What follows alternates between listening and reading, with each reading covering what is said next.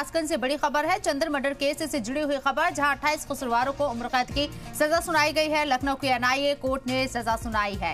26 जनवरी 2018 को तिरंगा यात्रा निकाल रहे चंदन गुप्ता की गोली मारकर हत्या कर दी गई थी, कत्ल कर दिया गया था और अब इस पूरे मामले में उम्र कैद की सजा सुनाई गई है। 28 कसूरवारों को उम्र कैद की सजा सुनाई गई। कासगंज से बड़ी खबर आपको बता रहे हैं। उस वक्त के विजुअल भी आपको दिखा रहे। 2018 का ये पूरा मामला है जब चंदन मर्डर केस सामने आया था। 28 कसूरवारों को उम्र कैद की सजा हुई है।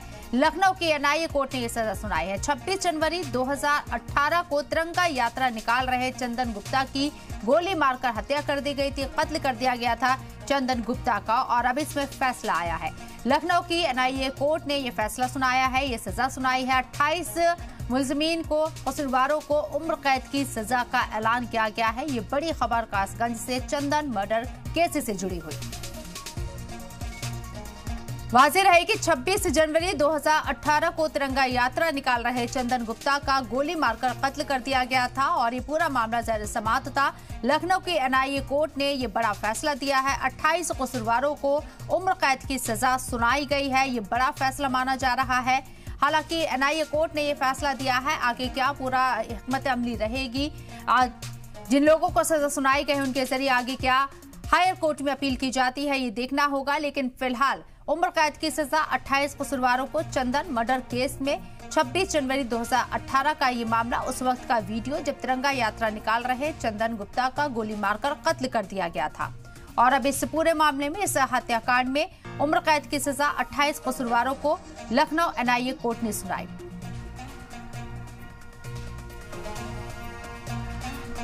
तो लखनऊ के एनआईए कोर्ट ने यह बड़ा फैसला दिया है। तारीखी फैसला से माना जा रहा है 28 कसूरवारों को उम्र कैद की सजा का ऐलान किया गया है। तिरंगा यात्रा के दौरान चंदन गुप्ता का गोली मारकर मर्डर कर दिया गया था, कत्ल कर दिया गया था। उसके बाद से पूरा मामला ज़ेर समाअत था। लखनऊ एनआईए कोर्ट के जरिए अब ये बड़ा फैसला दिया गया। 28 लोगों को सीधे तौर पर उम्र कैद की सजा सुनाई गई है। बहुत बड़ी सजा ही मानी जा रही है।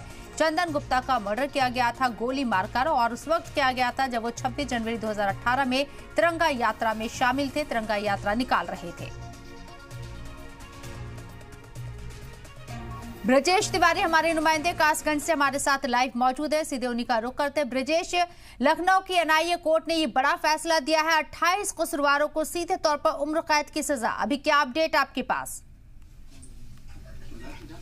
देखिए, परिवार लंबे समय से इंतजार कर रहा था। 2018 में जो परिवार की लड़ाई शुरू हुई थी वो आज जाके एक मुकाम पे पहुंची है। परिवार को लंबे समय से इंतजार था। हर एक तारीख पे, हर एक सुनवाई पे परिवार का कोई न कोई सदस्य एनआईए कोर्ट जाया करता था और उस सुनवाई का हिस्सा रहता था। ये परिवार ये कोशिश करता था कि कहीं कोई जानकारी, कहीं कोई चूक ना हो जाए, कहीं कोई ऐसे सबूत, कोई साक्ष्य ऐसे ना हो जो कोर्ट में पेश ना हो पाए। परिवार वही कोशिश कर रहा था और आज बड़ी सफलता परिवार को लगी है। कल जब सभी को इसमें दोषी करार दिया गया था तो परिवार को आज उम्मीद थी कि इनको ज्यादा से ज्यादा सजा मिलेगी, यानी फांसी इनको दी जाएगी। लेकिन जो भी रहा, कोर्ट के फैसले के बाद परिवार अब क्या कुछ कह रहा है, एक बार बात करेंगे फिर से।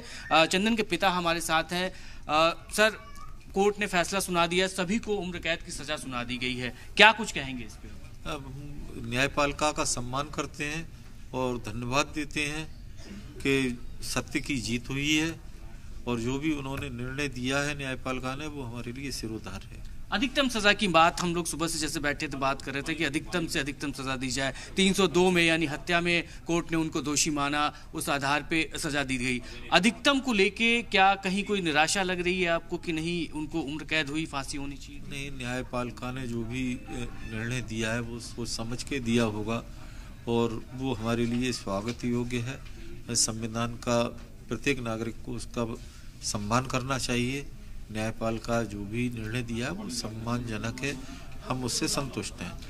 ऐतिहासिक फैसला है क्योंकि एक हत्या के कत्ल में 28 आरोपियों को दोषी करार देना, फिर उम्र कैद की सजा उनको दिलाना। ऐसे में पूरा देश ये समझना चाह रहा है कि जो पूरा संघर्ष आपका रहा 2018 से आज 2025 तक, एक बार अगर इसे बता पाए।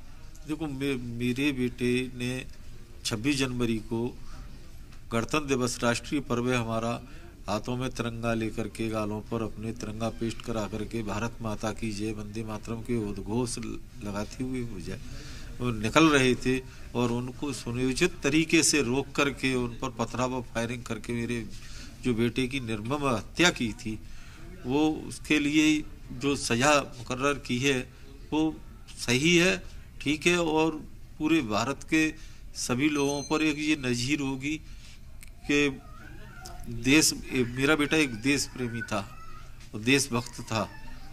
जो भी निर्णय आया है मैं स्वागत योग्य है, मैं उसका सम्मान करता हूँ।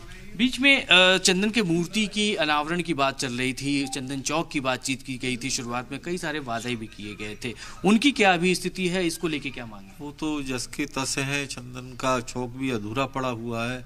माननीय उस वक्त प्रभारी मंत्री सुरेश पासी जी थे, उन्होंने खुद घोषणा की थी सार्वजनिक मंच से कि चंदन चौक बनेगा, एक परिवार के एक सदस्य को नौकरी मिलेगी, लेकिन वो चीज़ तो नहीं अभी तक हुई है। चंदन की माँ कल से ही व्रत पे हैं, उन्होंने कुछ खाया नहीं, लगातार वो प्रार्थनाएं कर रही थी। अब क्या है, कब वो अपना व्रत? बिल्कुल खोलेंगी, व्रत खोलेंगी, और उनको और मेरे बेटे की आत्मा को बहुत शांति मिली होगी जो ये आज जो निर्णय आया है, क्योंकि उसकी भी आत्मा भटक रही थी अभी तक। ये पिता बार बार अपने बच्चे की बात यानी चंदन की बात करते करते आंखों में इनके आंसू आ जा रहे हैं। कई बार हमने कोशिश भी की कि ताकि उन चीज़ों को न पूछा जाए, लेकिन पूरा देश ये समझना चाह रहा है, जानना चाह रहा है कि एक पिता कैसे 2018 से लेकर अब तक उसी जोश के साथ, उसी उम्मीद के साथ कचहरी में जाते रहे, कोर्ट पे लगे रहे, हर जगह पैरवी करते रहे ताकि चंदन के कातिलों को सख्त से सख्त सजा हो। आज कोर्ट ने सजा सुनाई है, उम्र कैद की सजा सुनाई है, परिवार संतुष्ट है। चंदन की मां जो कल से व्रत थी, घर में दीप जला के रखा गया था, अब शाम को वो व्रत भी अपना तोड़ेंगी, यानी परिवार को संतुष्टि है। परिवार कोर्ट के इस फैसले का स्वागत आपसे पूरा ये मामला एक बार समझना चाहेंगे। 28 कसूरवारों को उम्र कैद की सजा, जो कि एक बड़ा नंबर है ये, और लखनऊ के न्यायिक कोर्ट ने जो फैसला दिया है इसे तारीखी तौर पर देखा जा रहा है कि हत्या के केस में, कत्ल के केस में 28 लोगों को उम्र कैद की सजा। कैसे साक्ष्य जुटाए गए, यहाँ पर कैसे चिन्हित किया गया 28 लोगों को, क्योंकि ये नंबर बहुत बड़ा है। देखिए 26 जनवरी 2018 को तिरंगा यात्रा निकलनी थी। चंदन इसी घर से 25 तारीख को यानी एक दिन पहले चंदन ने घर पे तैयारियां की थी। जो उनके पिता ने हमें बताया कि जो उनकी बाइक थी उस पर भी तिरंगा उन्होंने लगाया, और उसके बाद ये हर साल तिरंगा यात्रा इन लोग की ऐसे ही निकलती थी। 26 जनवरी को 2018 में भी तिरंगा यात्रा निकली, और जैसे ही कासगंज के उन इलाकों में पहुंची, यानी दूसरे पक्ष के इलाकों में पहुंची, वहां पर इनको पहले से रोका गया। रोकने के बाद ये कोर्ट में दलीलें दी गई कि पथराव किया गया, फायरिंग की गई, जिसका शिकार चंदन बने और बाकी कई भारी संख्या में लोग घायल भी हुए थे।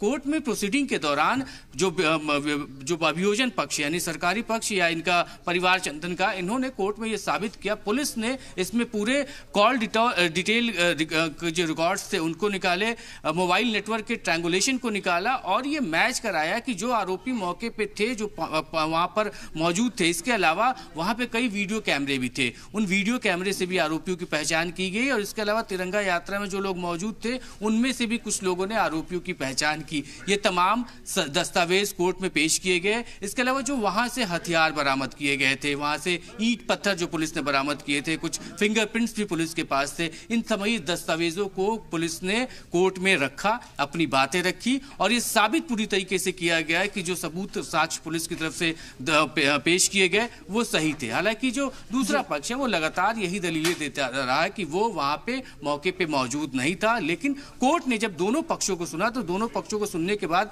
यही तय किया कि जो साक्ष्य प्रस्तुत किए गए हैं उनमें दम था, उनकी बातें सत्य थी, और उसी का नतीजा आज ये निकला कि सभी यानी 28 के आरोपी, जो 30 आरोपी बनाए गए थे, उसमें एक की इस सुनवाई के दौरान इंतकाल हो गया था, एक को कोर्ट ने बरी कर दिया, लेकिन जो बाकी 30 में से 28 इसमें गुनाहगार थे उनको सजा मिली, उम्र कैद की सजा मिली, और भी जो हालांकि परिवार अब संतुष्ट है। शुरुआत से मांग